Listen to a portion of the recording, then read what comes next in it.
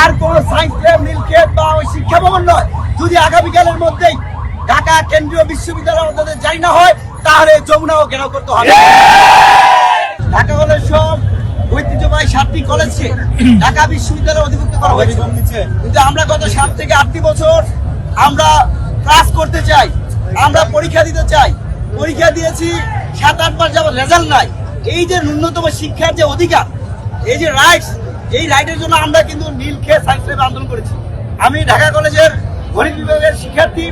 আমরা এই যে একটা ভঙ্গুর পরিস্থিতি, সেই ভঙ্গুর পরিস্থিতি থেকে মুক্তি হওয়ার জন্য আমরা কিন্তু ঢাকা বিশ্ববিদ্যালয়ের অধিভুক্ত থেকে আমরা বাতিল হয়েছি।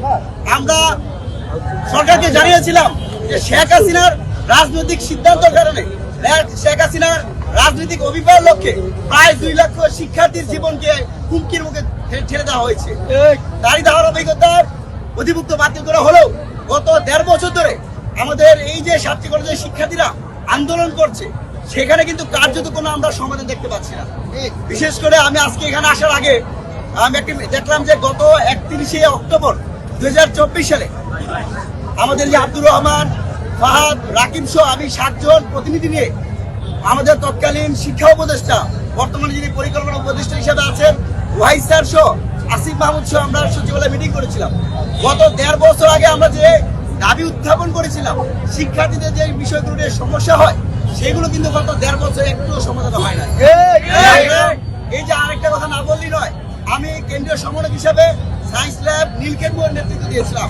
আজকে আমার ভাইরা, ঢাকার যে শিক্ষার্থীরা, বিশেষ করে বিকেলের পর থেকে তিতুমির বা অন্যান্য পর্যায়ে শিক্ষার্থীরা এখানে যুক্ত হয়েছে।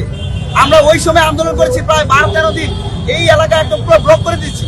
আমাদের রিক্সা চালক, বাস চালক অথবা যে প্যাসেঞ্জার যারা ছিল, তারা গাড়ি থেকে নেমে আমাদের বিস্কিট দিত, পানি দিত। তো আজকে রাষ্ট্র জনগণের সাথে তামাশা করছে, শিক্ষার্থীদের সাথে তামাশা করে শিক্ষার্থীদের সাথে জনগণের সংঘর্ষ তৈরি করার একটা পরিবেশ তৈরি করে।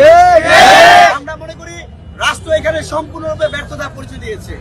এই যে রাস্তায় যারা দাঁড়িয়েছে, অনেকে আমাদের শিক্ষার্থীদের নিয়ে বিরূপ মন্তব্য করছে, এগুলো আমাদের লজ্জা লাগে।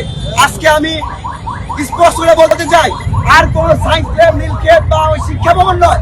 যদি আগামীকালের মধ্যেই ঢাকা কেন্দ্রীয় বিশ্ববিদ্যালয় আমাদের জারি না হয়, তাহলে যমুনাও ঘেরাও করতে হবে।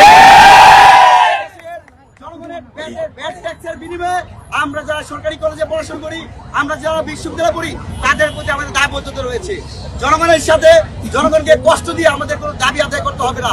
কিন্তু এই যে গত 1.5 বছর ধরে প্রায় 2 লক্ষ শিক্ষার্থীদের জীবন নিয়ে, 2 লক্ষ শিক্ষার্থীদের শিক্ষা জীবন নিয়ে যারা 6-9 করছে, যারা ওই হেয়ার রোডে বসে এসি রুমে চাচ্ছে, যারা যমুনাতে প্রোটোকলে থাকতেছে, সেই উপদেষ্টাদের ঘুম কিন্তু আমরা আরাম করে দিব। এখন পর্যন্ত শান্তিপূর্ণভাবে প্রধান উপদেষ্টা বরাবর বারবার আবেদন করেছি, এখনো করছি। যেহেতু আগামী 12ই ফেব্রুয়ারি ত্রয়োদশ জাতীয় সংসদ নির্বাচন অনুষ্ঠিত হতে যাচ্ছে, আগামীকাল ক্যাবিনেট মিটিং রয়েছে। আমরা মনে করি এখানে একটা বিষয় স্পষ্ট করি, আমাদের আন্দোলনরত এবং 7 কলেজের অন্যান্য শিক্ষার্থীদের মধ্যে একটু গুরুত্ব ছিল যে আমরা কোন মডেল চাই। আমরা যদি বিশ্ববিদ্যালয় হই, তাহলে কি ঢাকা কলেজ থাকবে কিনা, অন্যান্য কলেজ থাকবে কিনা, আর মেয়েদের সাথে সহবস্থান হবে কিনা, এই বিষয়গুলো বা বর্তমানে যারা শিক্ষক আছে তারা থাকবে কিনা, এই বিষয়গুলো কিন্তু অনেকটা এখন কনসিডার হয়েছে। আমরা মনে করি উদ্বুদ্ধ পরিস্থিতিতে যে আলোচনা হয়েছে, সেখানে আর কোনো অজুহাতেই ঢাকা কেন্দ্রীয় বিশ্ববিদ্যালয় অধ্যাদেশ আটকানো যাবে না।